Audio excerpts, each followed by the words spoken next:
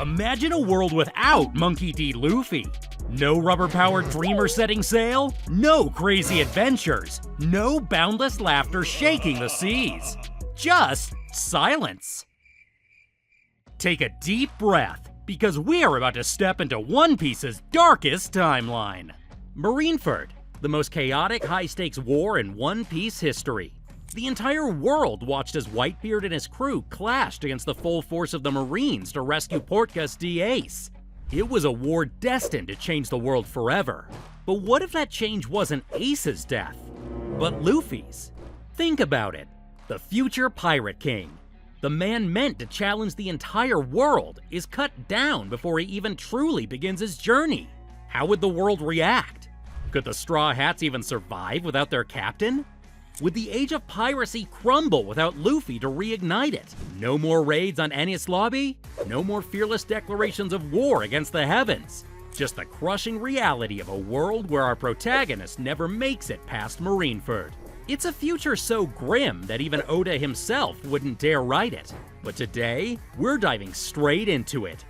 Grab some tissues, maybe a comfort meal, because this is going to hurt. Luffy made it to the site of the chaos despite everything. He was not in the best of physical condition. Everything within him is broken, except his spirit. Victory seems to be within his reach. But why is it so far away? He does succeed in freeing Ace. But at what cost? Kizaru was not going to let Luffy have his way. With a piercing laser from Kizaru's eyes, Luffy's entire body was pierced, and his nerves screamed. But it's not over. Not yet, because Akainu's right there, and he waited a long time for this moment. At that point, Ace was still processing what had just happened around him. After all, this is his little brother, the one he swore to protect. He remembered the days when he and Luffy would beat up the bad guys together, hunt wild animals together in the forest, and train to become stronger. On top of that, Akainu was there, ready to throw down. This time, his target was not Whitebeard. It was also not Ace. This time, he wanted Luffy, and he wanted him so badly. After all, Luffy was never supposed to get this far. One magma-coated punch went straight through Luffy's chest. Flesh burns. His iconic red vest is reduced to ashes. The smell of scorched meat filled the air. His straw hat, Ace's keepsake, falls lifelessly to the ground. It was that moment when everything around Luffy froze. Everything went silent. It was actually not part of the plan. Ace doesn't scream. He howls. A raw primal agony that shakes the battlefield. Whitebeard? He doesn't pause. He doesn't hesitate. He snaps. And when Whitebeard snaps, the world breaks. His anger is catastrophic. The atmosphere fractures with his subsequent punch, fueled by seismic force. The ocean is disturbed greatly as tsunamis surge like furious giants. The Marines anticipated conflict, but this is an event that could lead to extinction. Marineford is no longer a battlefield. It's a bloodbath, a reckoning, and it all began with the death of Monkey D. Luffy. The battlefield is drenched in blood, but none of it matters to Ace. His brother, his little brother, is gone. Luffy, the idiot who never knew when to quit, the fool who never backed down, the one person who believed in him when he couldn't believe in himself. Dead. Ace drops to his knees, hands shaking as they grasp Luffy's motionless form. He was meant to be the one who would die. That was the strategy. This was the way the story was meant to unfold. However, at this moment, everything seems off in the world.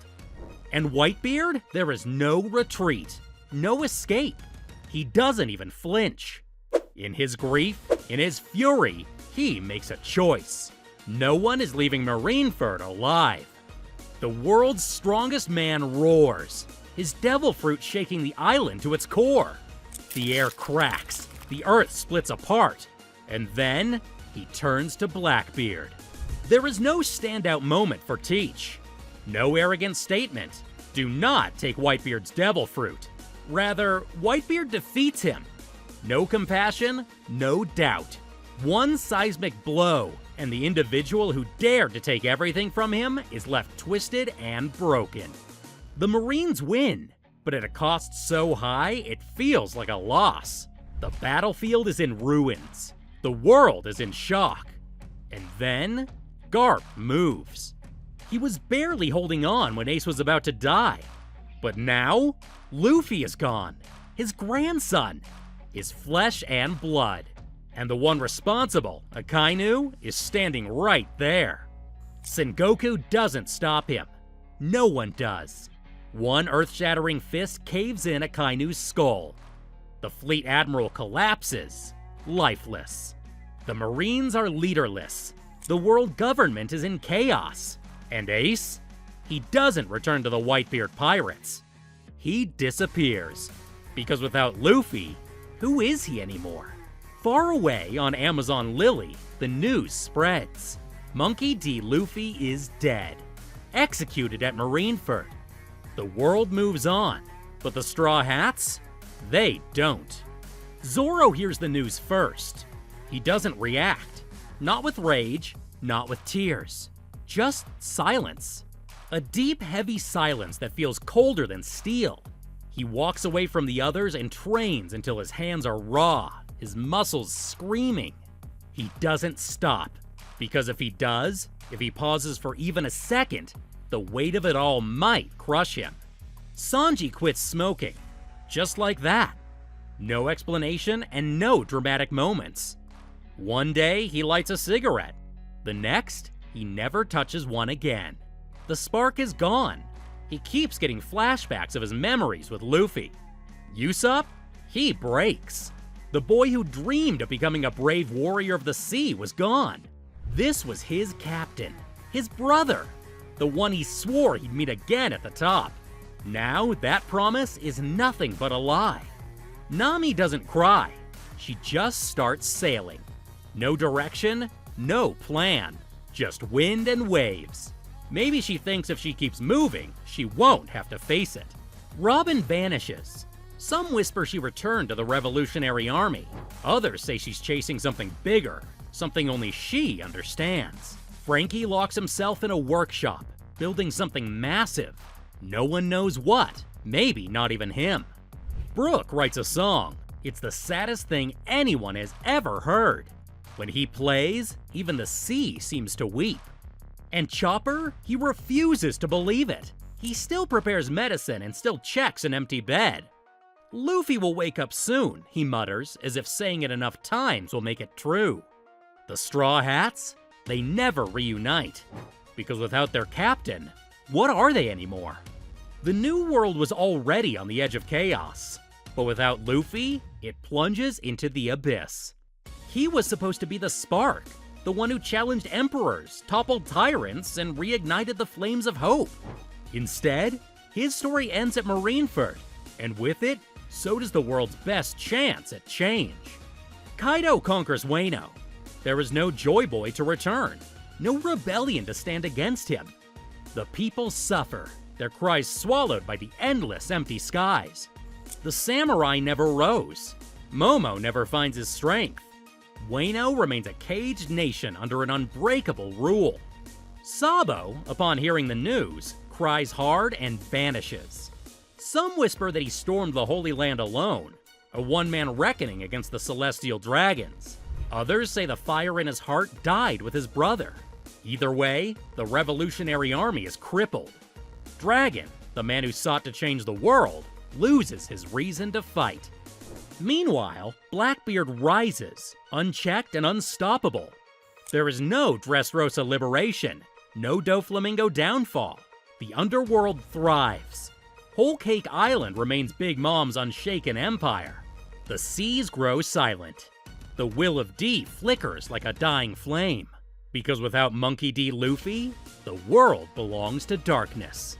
Shanks in a distant sea, the red-haired emperor stares at the sky.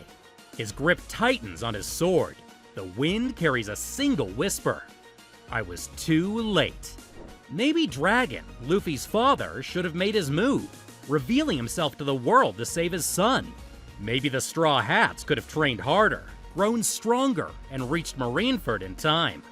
But maybe doesn't change the past. Luffy's death wasn't just another loss. It was a turning point. The moment where everything that could have been was erased. Without him, the seas are silent.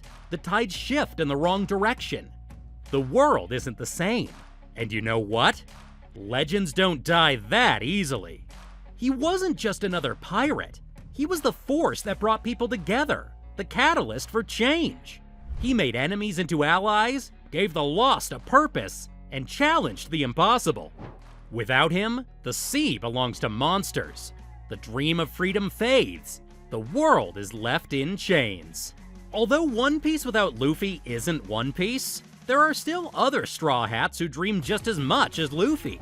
But hey, let's end on a lighter note. Somehow, through sheer dumb luck, Buggy probably survives all of this. And maybe, just maybe, he becomes Pirate King. Or perhaps, in the end, One Piece was never gold or treasure at all. Maybe, just maybe, Luffy himself was the true treasure all along. If you enjoyed this dive into One Piece's darkest timeline, don't forget to like, comment, and subscribe. Let me know what other One Piece what-if scenarios you'd love to see next.